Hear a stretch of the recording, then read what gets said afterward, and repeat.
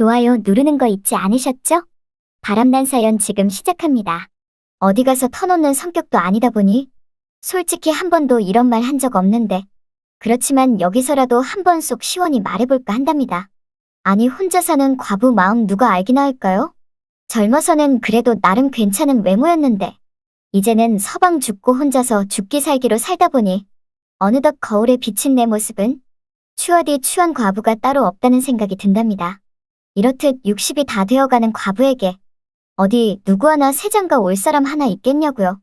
나이는 나이대로 들고 서방은 이미 애저녁에 저승길로 먼저 가고 그래도 혼자 살아보겠다고 하루하루 아둥바둥 살아가지만 아직도 이 나이에 혼자 사는 것보다 서방이 있었으면 얼마나 좋을까 하는 기대를 갖는 거 보니 아직도 제 자신이 몸은 늙었지만 그래도 마음만큼은 곱디고 온 여자라는 생각이 드네요.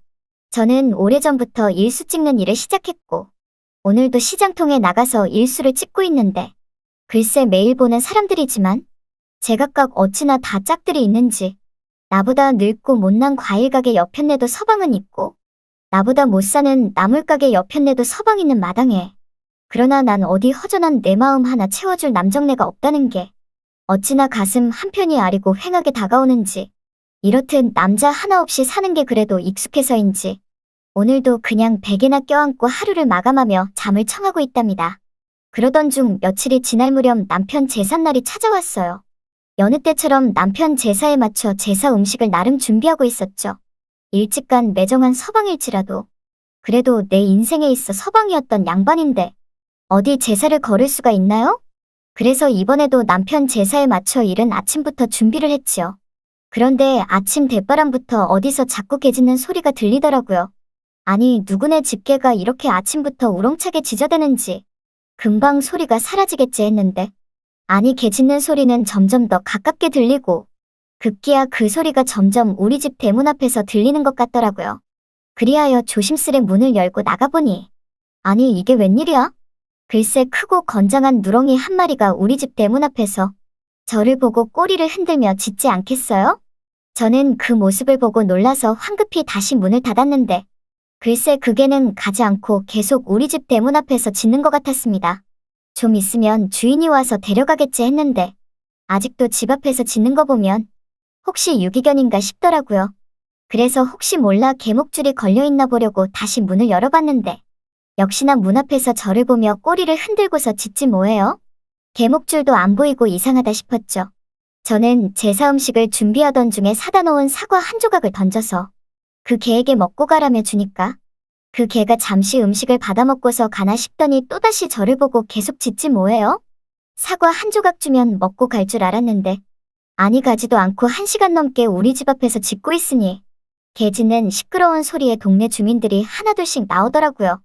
그러면서 왜 개를 집 안에 안 들이고 밖에서 짖게 하냐며? 제게 뭐라 말을 하는데 우리 집 개가 아니라고 말을 해도 사람들은 우리 집 개가 아닌데 왜 그 집 앞에서 짖냐며 저번에도 그 개가 그 집 앞에서 짖는 걸 봤다고 우기는 사람들도 있더라고요. 그리고는 제게 빨리 개 데리고 들어가라고 하지 뭐예요.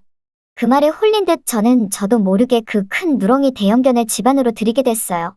그랬더니 이 개가 갑자기 저를 막 간지럽히기 시작하는데 왜 이렇게 찌릿찌릿하던지 왠지 모르게 낯설었지만 싫지 않은 기분이 듦과 동시에 아무튼 좋더라고요.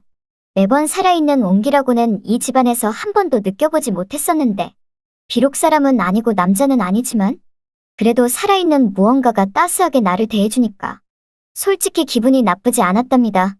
보기에 늙고 못생긴 나지만 그래도 이 개는 내가 마음에 드나 싶었어요. 하지만 따로 이 개 주인이 있을지 몰라.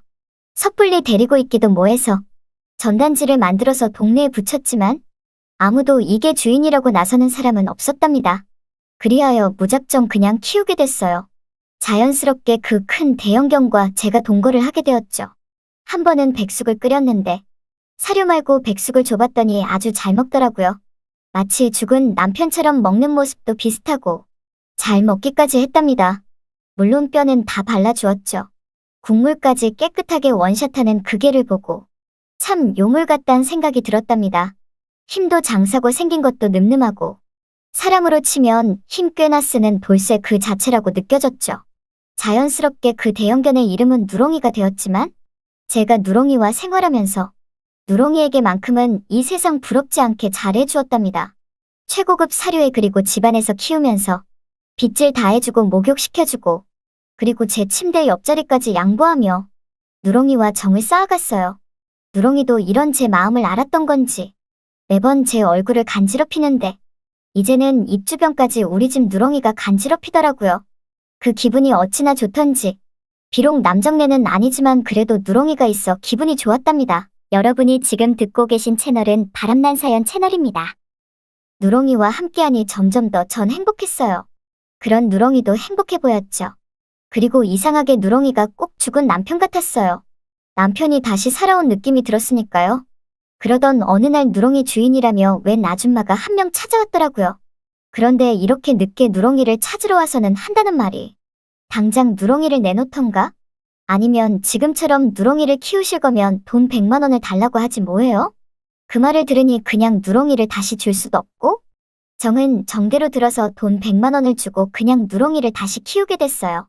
그랬더니 그 아줌마는 가면서 저한테 살짝 귀 좀 대보라며 속닥속닥 말을 하기 시작하더라고요. 전 그래서 대체 무슨 말이시냐고 하니까 이거 자기만 아는 얘긴데 혹시 과부시냐고 물어보길래 서방 없는 과부 맞다고 하니까 그거 잘 됐다면서 저게는 과부의 마음을 기똥차게 알아채는 개라고 하지 뭐예요? 그게 무슨 말이냐고 물어보니 조금만 더 생활하다 보면 알게 될 거라며 의미심장한 미소를 지으며 돈 100만 원을 받고 나갔답니다. 그 후 그 아줌마가 한 말을 잊고 지냈었는데 어느 날 누렁이를 목욕시켜주다가 늠름한 누렁이의 자태를 보니 자꾸 그 아줌마가 한 말이 무심코 떠오르더라고요. 하지만 역시 걔는 걔였죠. 그리고 언제부턴가 다시 누렁이가 있어도 외로움은 밀려왔죠. 그 순간 누렁이를 봤는데 꼭 누렁이도 제게 뭔가 하고 싶은 말이 있는 것 같은 눈빛이었어요. 하지만 걔가 무슨 말을 하겠어요? 그러던 어느 날이었어요.